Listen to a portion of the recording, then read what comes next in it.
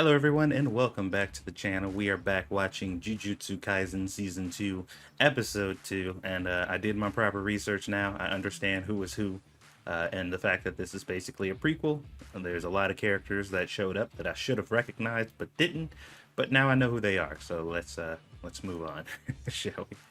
Now that I'm educated.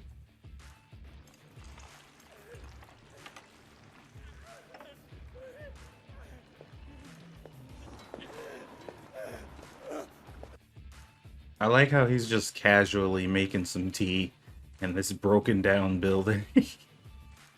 Like ain't nothing happening. Dude ain't got a care in the world. Oh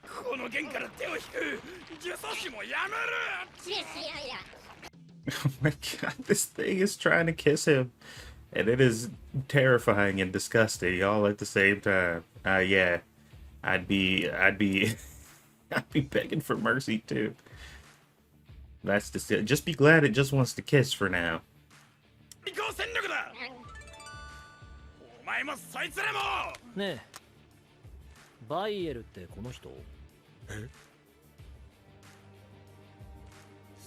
Oh boy, yeah, he totally looks like he's the strongest. Yeah, y'all were completely outmatched here. There was no way for you to come out of this victorious.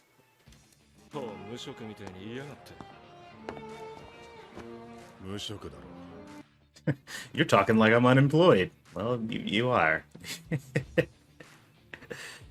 Homeboy's betting on races he ain't never winning. How you getting more money, dude?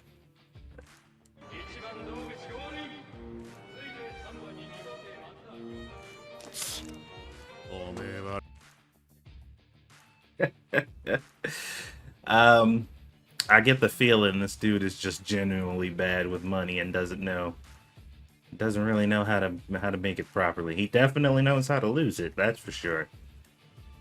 He has way too much confidence to be losing as much as he is.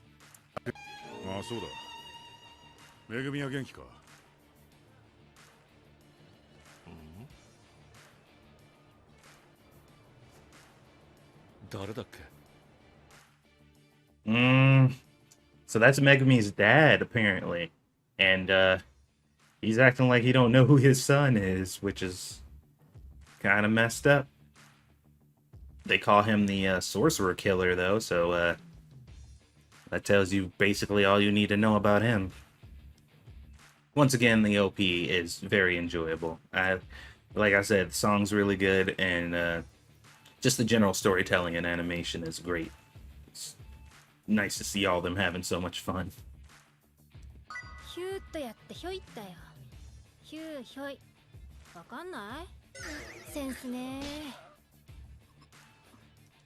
Yeah, that explanation was absolutely terrible, but of course, that's the explanation she gave.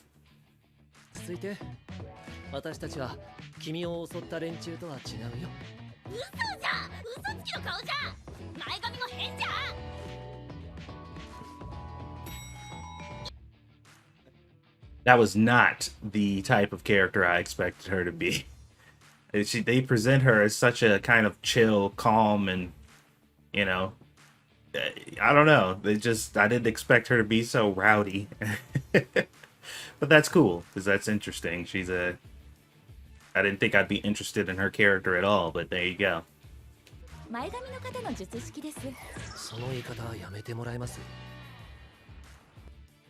Bangs guy. Why were they like wringing her out like a dish rag? Oh my god, these two are ridiculous, man.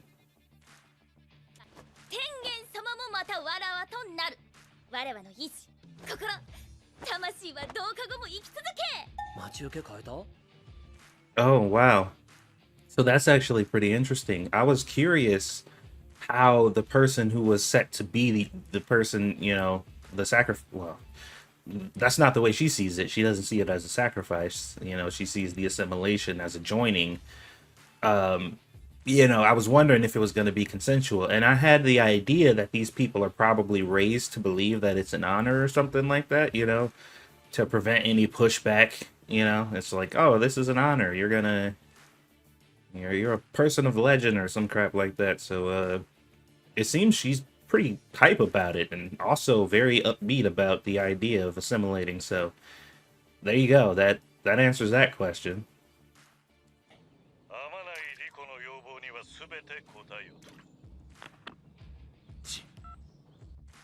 That sounds about right. Tengen wants her to be as happy as possible, as content as possible. I'm pretty sure he wants her needs met, which is probably why she's such a spoiled brat, is because he's like, hey, keep her happy, keep her healthy, keep her safe. That's all I care about. That is my vessel. You better freaking take care of it. So that kind of makes sense, but what a pain in the butt.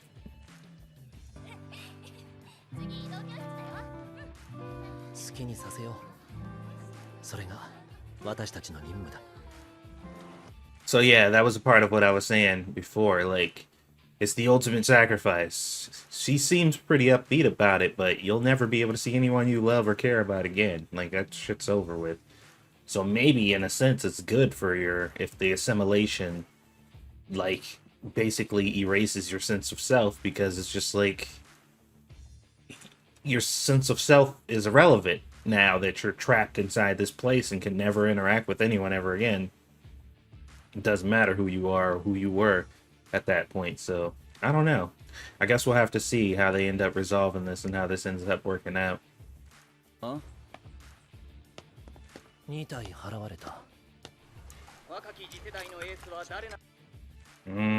So he can sense when they've been exercised. That's pretty cool. He doesn't seem to have the same control over them as May does. But like, just being able to capture them and use them at will is kind of cool. That's it's like collecting almost this arsenal of like different weapons that have different abilities and stuff that you can just use at will for whatever you want to use them for.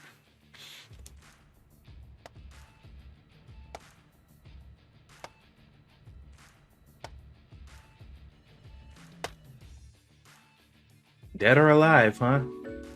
Okay.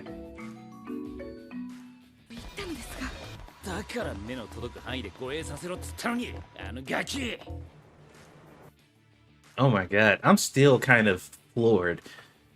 Like, if you didn't see the movie, then this would probably feel kind of natural. Like, you would assume.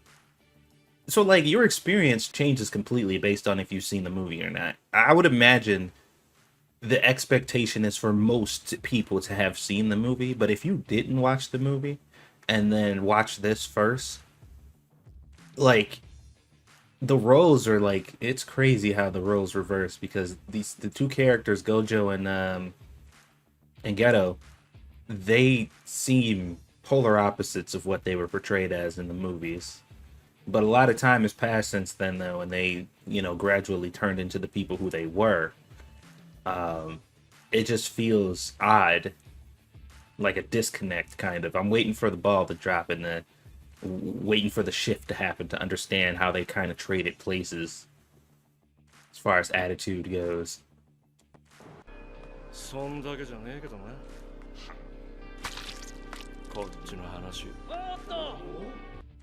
Bro, he just straight up ran into a brick wall, made him drop his ramen, completely ignored him, got all up in his face, walked over his food. Like, this man is not really concerned about anybody else around him, which, I mean, I guess if you're that strong, you don't need to be, but what a douchebag.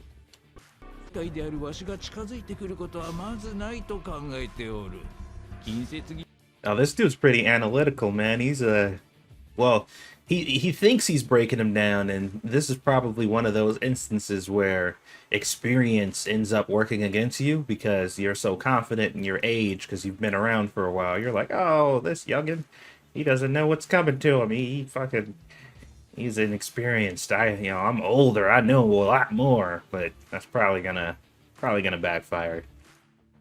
What? What just happened?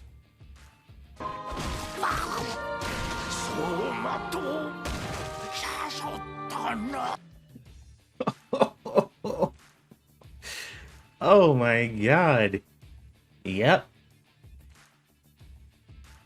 Oof. Yeah, he misinterpreted the entire situation.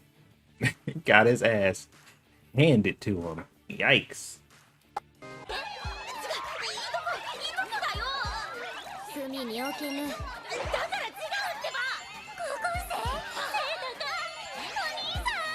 兄さん。 Oh no. Oh no. Gojo, what have you walked into, sir? You have opened up an entire can of worms. なんで目青いんですか？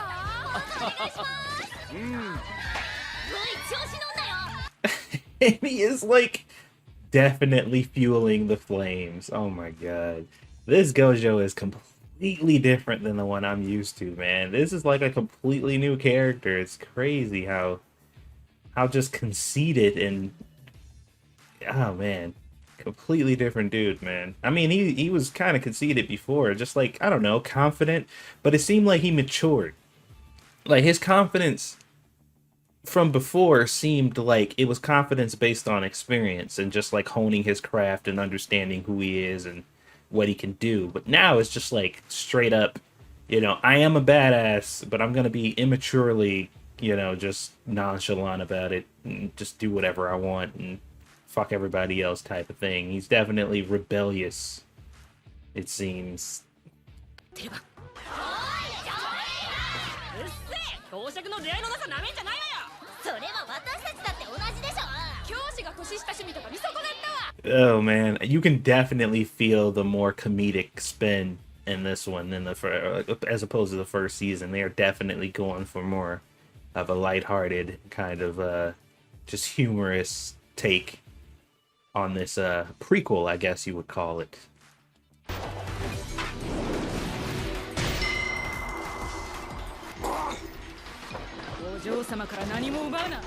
Oh, she's pretty good. She's pretty good. I mean, obviously she would have to be at least, have some basic understanding of self-defense and how to defend other people if she's her guardian, so that's expected, but she's pretty damn good.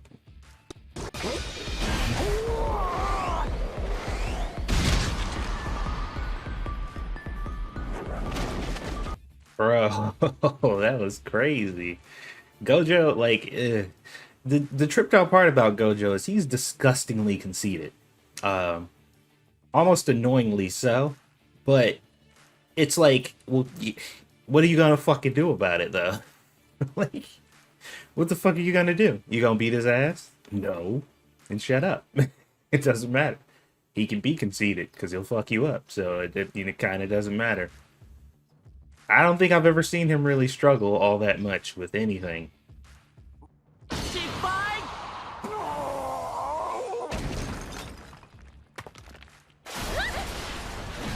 My god, dude. So he hasn't perfected his techniques and stuff yet. Like this is him. This is Gojo imperfected and he's already a freaking goat, dude. Like this is crazy. Yeah, that's nuts, dude. That is crazy. Like, yeah, he has every right to be as conceited as he wants to be. Because I mean, even though he just failed at the attempt, like what he just tried to do, he's just like, whatever. I'll try again next time, I guess.